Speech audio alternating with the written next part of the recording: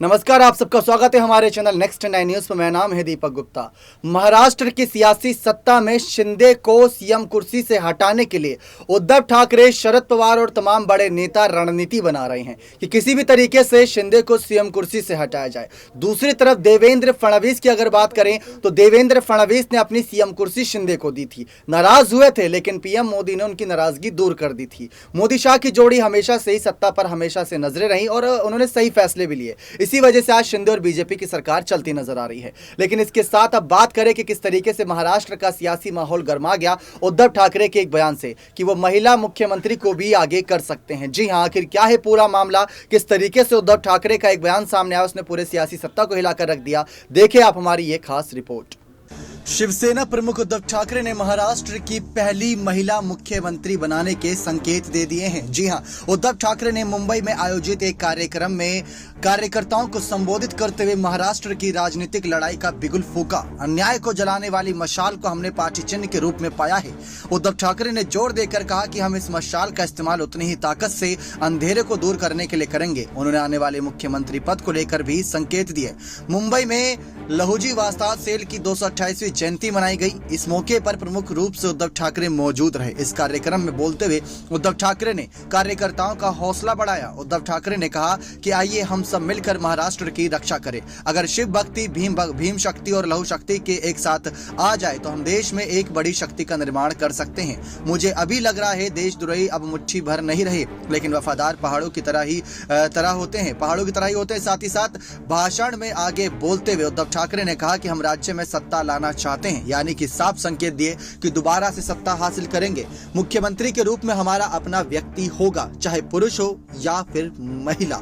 ये एक संकेत है कि अभी तक बात सिर्फ शिवसैनिक को मुख्यमंत्री पद पर बैठाने की बात हो रही थी, लेकिन अब सत्ता में वापसी के साथ साथ पुरुष और महिला की बात होती नजर आ रही है। इतना ही तय है कि शिवसेना प्रमुख उद्धव ठाकरे की ओर से दिया गया यह बयान बहुत सोच समझ कर दिया गया है और इसीलिए उद्धव ठाकरे के मन में ही महिला मुख्यमंत्री कौन होगी, इस बात का भी सवाल है। क्या वह शिवसेना का होगा कि किसी बाहरी पार्टी के चेहरे को मौका दिया जाएगा? ये चर्चाएं भी छिड़ गई हैं। नीलम गोरेहे, किशोरी पेडनेकर, मनीषा कायंडे, प्रियंका चतुर्वेदी जैसी शिवसेना की महिला नेताओं ने बार बार शिवसेना की स्थिति पेश की है, लेकिन पहली शिवसैनिक महिला के तौर पर रश्मि ठाकरे का नाम हमेशा से ही चर्चाओं में रहा।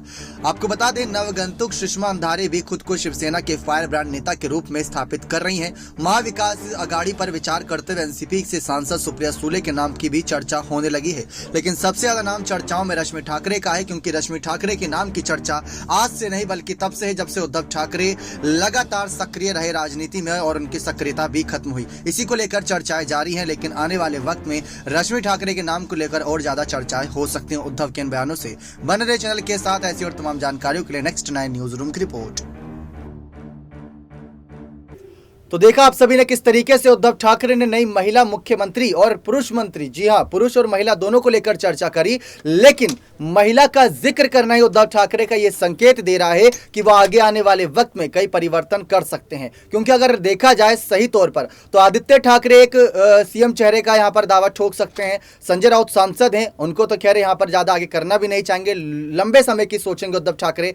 और शरद पवार खुद यहां पर अब राजनीति में ज्यादा सक्रिय रहते नहीं, और उद्धव ठाकरे की रही बात तो उनके नेतृत्व को ठुकराया गया, तो ज्यादा चेहरे बसते नहीं। रही बात अजीत पवार की, वो डिप्टी सीएम पद का पद संभालते थे, लेकिन उनकी नाराजगी, उनकी बगावत भी यहां पर कई बार देखी जा चुकी है और फडणवीस के साथ उन्होंने एक बार हाथ ही मिलाया था। तो इसी वजह से हो सकता है कि शिंदे को चुनौती देने के लिए किसी महिला मुख्यमंत्री को आगे कर दे उद्धव ठाकरे, और उसमें नाम सबसे ज्यादा चर्चाओं में रश्मि ठाकरे का ही रहेगा, क्योंकि शिवसेना की कई सारी महिला नेता भी हैं, एनसीपी से भी कई सारी महिला नेता हैं, कांग्रेस से भी हैं, लेकिन यहां पर रश्मि ठाकरे जो शिवसेना की प्रथम शिवसैनिक महिला के तौर पर जानी गई, नेता के तौर पर जानी गई, तो उनके नाम की चर्चा सबसे ज्यादा है। लेकिन आप क्या चाहते हैं? क्या रश्मि ठाकरे को महाराष्ट्र का मुख्यमंत्री पद पर आप बैठे देखना चाहते हैं? अब्दुल सत्तार का बयान याद आता है, उन्होंने कहा था कि रश्मि वाहिनी सिर्फ महाराष्ट्र की राजनीति में उतर तो सकती हैं और घर तक वो चूल्हा चौका के लिए सीमित नहीं है, वो राजनीति में भी उतरेंगी और सबको पछाड़ भी देंगी। ये बयान था यहाँ पर अब्दुल सत्तार का। अब देखना दिलचस्प होगा कि उद्धव का क्या फैसला रहता है महिला मुख्यमंत्री को लेकर। क्या अजीत से हटकर कोई बड़ा फैसला यहाँ पर उद्धव ठाकरे महिला मुख्यमंत्री पर सुनाएंगे? क्या उसमें सहमति शरद, संजय राउत और आदित्य की रहती है या नहीं? बने रहिए चैनल के साथ ऐसी और तमाम जानकारियों के लिए बहुत बहुत धन्यवाद।